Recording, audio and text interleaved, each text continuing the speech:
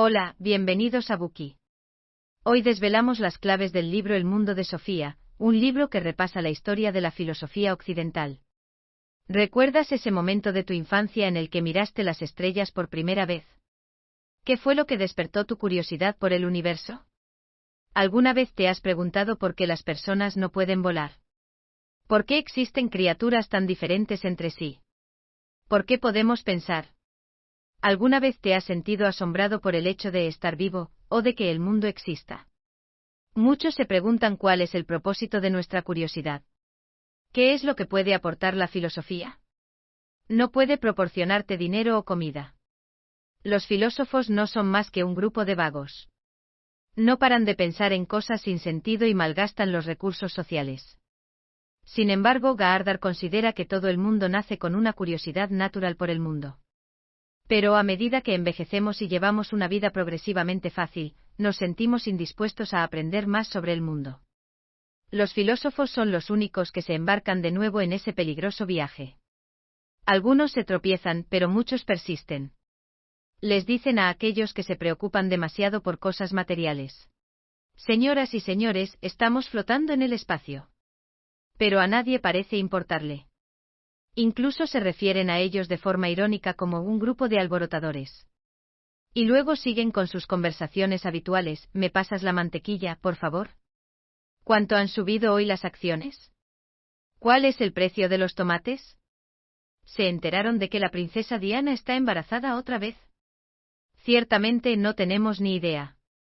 Por lo general, nos preocupamos únicamente por cosas irrelevantes e ignoramos los acontecimientos más importantes. Así que, como dice el libro, ahora te toca elegir. Puedes elegir convertirte en una persona indiferente y sin sentimientos, como el resto del mundo. O puedes elegir adoptar una mentalidad basada en la curiosidad y la sed de conocimiento. Si eliges la última opción, el mundo de Sofía te sorprenderá e iluminará. El autor de este libro, Jostein Gaardar, empezó su carrera como profesor de filosofía en un instituto. Le obsesionaba reflexionar y explorar la naturaleza de la humanidad, así como buscar el verdadero sentido de la vida. Tras publicar su primer libro en 1986, se fue convirtiendo poco a poco en un escritor de prestigio en Noruega. El mundo de Sofía es una novela que nos presenta de manera resumida la historia de la filosofía occidental, a través del relato de un profesor de filosofía que imparte un curso a una niña llamada Sofía Amundsen. Sofía significa sabiduría, y el significado original de filosofía es amar la sabiduría. Por lo tanto, este título es perfecto para explicar la historia de la filosofía. Este libro es un manual práctico para aquellos que nunca han aprendido sobre filosofía. A continuación, te acompañaremos en tu viaje hacia la sabiduría amorosa. En primer lugar, hablaremos sobre qué es la filosofía, y sobre los fundamentos filosóficos de la antigua Grecia. En segundo lugar, ordenaremos los esqueletos filosóficos, desde la Edad Media hasta el filósofo Kant. Por último, hablaremos brevemente de la época posterior a Kant. Primera parte. El curso de filosofía comenzó con la primera carta de su tutor, Alberto Knox. En el papel solo había una frase: ¿quién eres? Cuando aprendemos a hablar y caminar por primera vez, es normal preguntarnos: ¿quién soy? Sofía también se preguntaba si ella era Sofía. Pero, ¿quién era esa persona llamada Sofía? Si al nacer le hubieran puesto otro nombre, como Ana o Ligemor, sería otra persona. Muy pronto Sofía se dio cuenta de que los animales no podían preguntarse: ¿quién soy? Por su parte, los seres humanos no solo podemos comprender nuestra propia existencia, sino que también podemos preguntarnos: ¿de dónde vengo y a dónde voy? Incluso podemos preguntarnos: ¿hay vida después de la muerte, o cuál es el sentido de la vida? Eso es algo bastante inusual. Al poco tiempo recibió la segunda carta: ¿de dónde viene el mundo?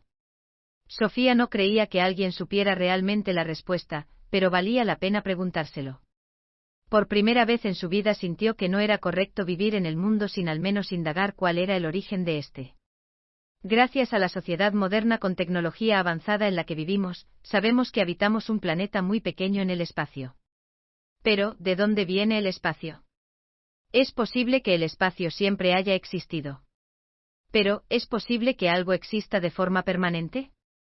Debe tener un principio, ¿no? Así que el espacio en algún momento debe haber evolucionado a partir de algo más. Entonces, ¿de dónde viene esa otra cosa? La interrogante se parece a la de ¿qué fue primero, el huevo o la gallina? Sin embargo, eso solo desvía la atención.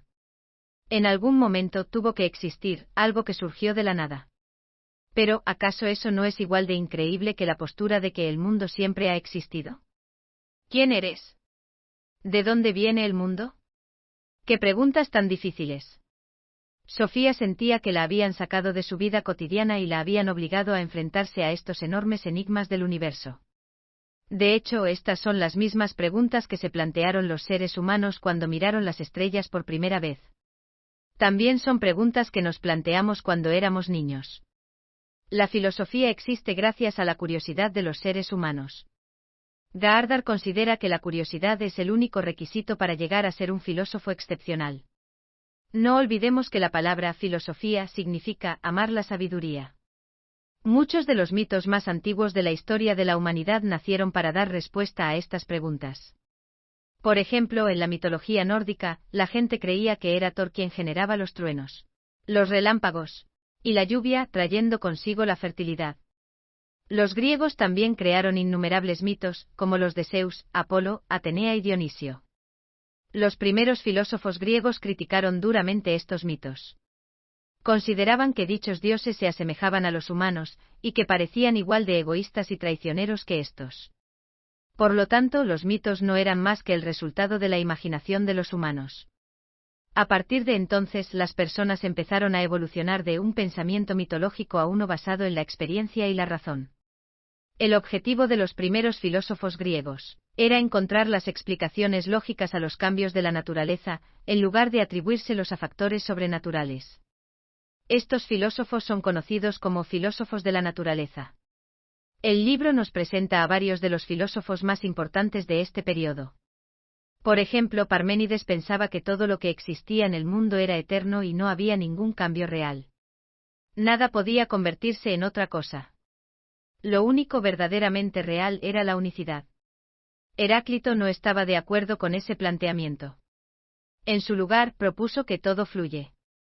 Según esto, no podemos pisar dos veces el mismo río.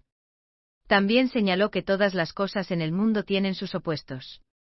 Si no existiera el hambre, no sentiríamos el placer de estar llenos; si no existiera la guerra, no valoraríamos la paz; si no existiera el invierno, no experimentaríamos la primavera. Por lo tanto, el bien y el mal, la bondad y la maldad, son esenciales. El mundo no existiría sin este constante cruce de opuestos. De ahí nace también la dialéctica. Por supuesto, las teorías de Parménides y Heráclito son mucho más complicadas, pero después de repasarlas, debemos tener en cuenta una cosa. Parménides no creía que nuestras percepciones sensoriales eran fiables. Nada cambiaría desde un punto de vista racional. En cambio, Heráclito pensaba que la naturaleza cambiaba constantemente, a partir de la perspectiva de nuestra percepción sensorial. Entonces, ¿quién tiene la razón y quién está equivocado? ¿Debemos seguir la razón o nuestros sentidos? Durante este periodo, en líneas generales, los planteamientos de Parménides y Heráclito no eran opuestos entre sí. Sin embargo, en la actualidad, podemos constatar que estos dos puntos de vista opuestos surgieron de la larga historia de la filosofía.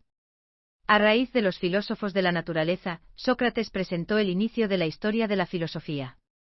Fue el personaje más reservado de la historia de la filosofía. No dejó ningún registro escrito, pero fue una de las personas más influyentes del pensamiento europeo. Todo lo que sabemos de Sócrates hoy en día proviene principalmente de los escritos de su alumno, Platón. Se dice que el oráculo de Delfos declaró que Sócrates era el más sabio de todos los mortales.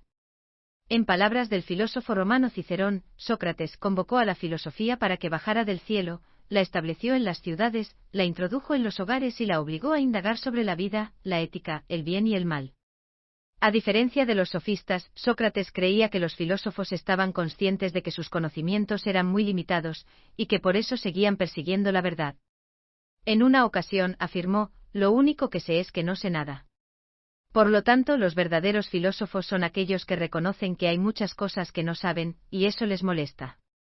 Sócrates se consideraba un filósofo que, como comentamos anteriormente, significa aquel que ama la sabiduría. Sócrates actuaba en función de sus pensamientos. Nunca impartió enseñanzas como los sofistas, sino que se limitó a formular preguntas e iniciar debates. Pasó la mayor parte de su vida conversando con la gente en las plazas y mercados de Atenas. Primeramente hacía preguntas como si no supiera nada. Luego, durante el debate, obligaba a su oponente a admitir los defectos de su teoría y a discernir lo correcto de lo incorrecto. En eso consiste la partería espiritual, una metáfora que escuchamos con frecuencia. Es posible que se haya inspirado en su madre, que era partera. Sócrates consideraba que sus diálogos eran como una partera, ya que el verdadero conocimiento provenía de la mente de las personas y no de instrucciones ajenas. Del mismo modo que la capacidad de dar a luz es algo natural, si utilizamos nuestro sentido común y exploramos nuestro interior, comprenderemos la esencia de la filosofía. Sócrates exponía constantemente la debilidad de los pensamientos de las personas. Por esta razón, muchos pensaban que hablar con él era sinónimo de hacer el ridículo en público. Así pues, la gente empezó a considerarlo un instigador, especialmente las personas influyentes. Poco tiempo después, fue acusado de no creer en los dioses aceptados en Atenas y de corromper a la juventud. Fue condenado por un jurado de 500 personas, con un estrecho margen de diferencia. De hecho, pudo haber sobrevivido si hubiese estado dispuesto a pedir perdón o a abandonar Atenas, pero en lugar de ello optó por morir con dignidad.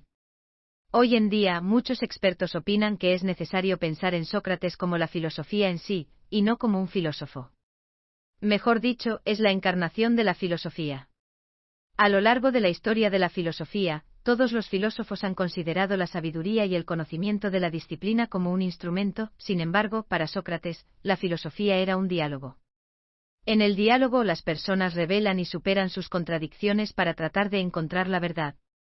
Consideraba que la capacidad de distinguir el bien del mal residía en la mente de las personas. También decía, el que sabe lo que es el bien, siempre hará el bien.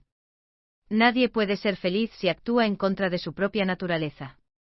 Su existencia es la demostración de la sabiduría de la vida sin ninguna modificación.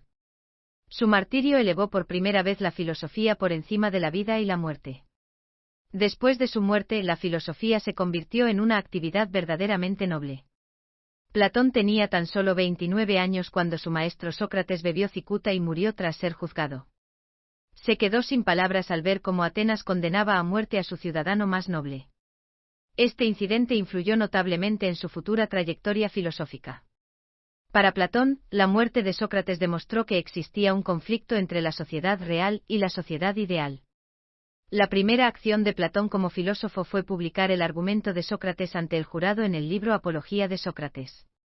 Gracias a él, además de dicha apología, tenemos muchas otras obras de Sócrates, así como de su propia autoría. Platón fundó una escuela de filosofía no muy lejos de Atenas, a la que llamó Academia. Platón enseñaba filosofía, matemáticas y gimnasia en la academia mediante diálogos. A Platón le preocupaba la relación entre lo que es eterno y lo que fluye. Se interesaba por las cosas eternas que estaban relacionadas tanto con la naturaleza como con la moral y la sociedad humanas. Ambos problemas son dos caras de una misma moneda. Intentó descubrir la verdad inmutable de los individuos y dirigir la atención de la gente hacia lo que es eternamente verdadero, eternamente bello y eternamente bueno. Platón dividió la realidad en dos mundos, el ideal y el sensible, como una especie de dualismo. Con esa base, Platón desarrolló su teoría de las ideas. Consideraba que las cosas tangibles de la naturaleza fluyen, pero la forma o el molde que conforman dichas cosas es eterna e inmutable. Por ejemplo, un caballo o un hombre en específico fluyen, pero lo universal, que hay detrás de ellos existe independientemente de los asuntos sensibles y complejos. Ambos son una realidad eterna y perfecta.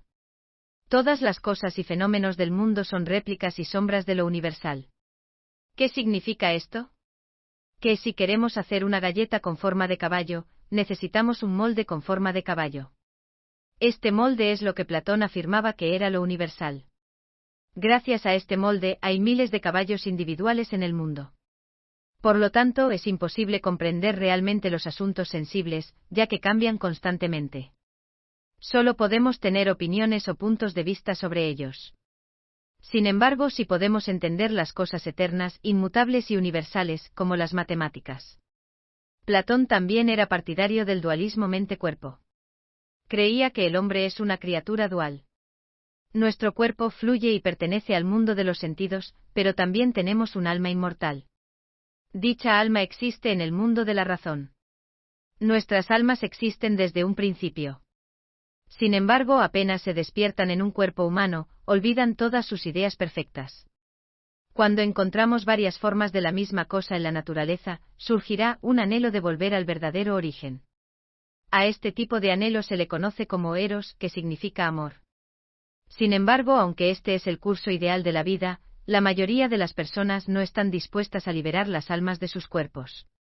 Solo están interesados en los deberes diarios y en el dinero. Por supuesto, esperamos que no seas uno de ellos. Platón utilizó el mito de la caverna para ilustrar dicha situación. Imagina que un grupo de personas vive en una cueva, dándole la espalda a la entrada de la misma y con las manos y los pies atados. Detrás de ellos circulan muchas criaturas de aspecto humano. Estas criaturas sostienen antorchas que proyectan sus sombras en la pared de la cueva.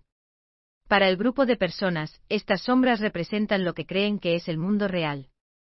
Un día, uno de los habitantes de la cueva rompe sus cadenas y descubre que todo lo que había visto antes eran simples sombras. Se ir corriendo al exterior y finalmente ve el mundo real y el origen de las sombras, el sol. A continuación, regresa y les dice a los demás que lo que creían que era la realidad, solo eran sombras. Sin embargo, la gente no le cree. Señalan las sombras y afirman que no hay nada más en el mundo. Entonces deciden matarlo.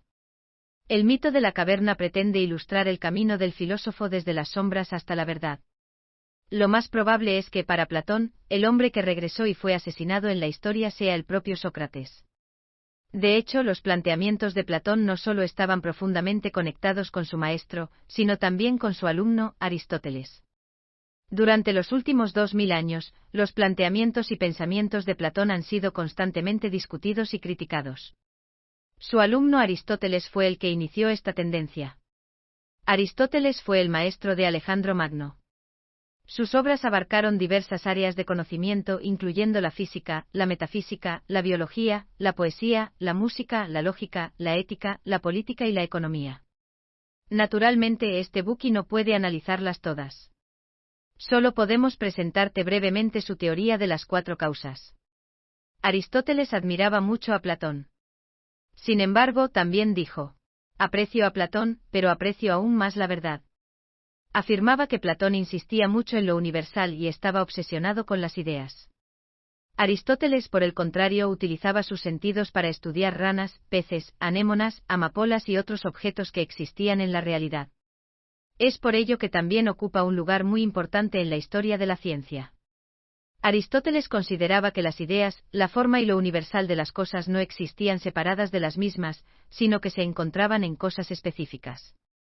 Se formaban a partir de miles de cosas específicas. La forma era la característica de estas cosas. Así pues, un pollo y la forma de un pollo eran indivisibles, al igual que el cuerpo y la mente. Ya hemos mencionado que Platón creía que las cosas del mundo real eran solo sombras de lo universal o del alma. Aristóteles defendía una postura opuesta a esa. Consideraba que las cosas del alma eran simples reflejos de los objetos naturales. La naturaleza es el mundo real. No negaba que los humanos nacieran con la capacidad de razonar, pero dicha capacidad no funciona hasta que seamos capaces de percibir las cosas. Por lo tanto, la realidad está compuesta por varias cosas que constituyen una unidad de sustancia y forma. La sustancia aquí son los materiales que conforman las cosas. La forma son las características particulares de cada cosa. Además de la causa material y la causa formal, existen la causa eficiente y la causa final. La causa eficiente es la fuerza motriz, la causa de que las cosas cambien. La causa final es la razón por la que las cosas existen o cambian, incluyendo las acciones y actividades con propósito. En el caso del mundo natural, hay un conductor original en la cima. Esa es la causa final de todas las cosas que existen en el mundo natural. Muy bien, hasta aquí llegamos con la primera parte. Repasemos lo que hemos aprendido. En primer lugar, te animamos a preguntarte quién eres y de dónde viene el mundo. Gracias a estas preguntas descubrimos que la filosofía significa amar la sabiduría. Y que lo más importante es la curiosidad. Después explicamos algunas de las creencias primitivas del hombre para responder a ciertas preguntas sobre el mundo, como los mitos y los filósofos de la naturaleza. Luego presentamos a Sócrates, que fue un mártir de la filosofía, a Platón, que insistía en que lo universal y el alma existían antes que las cosas naturales, y a Aristóteles, que creía que la naturaleza era un reflejo del mundo real. Hemos cubierto todos los fundamentos de la filosofía occidental que conocemos. Ahora, a partir de ellos, descubramos juntos el maravilloso mundo de la historia de la filosofía. Gracias por escuchar. Compruebe el enlace de abajo para desbloquear el contenido completo.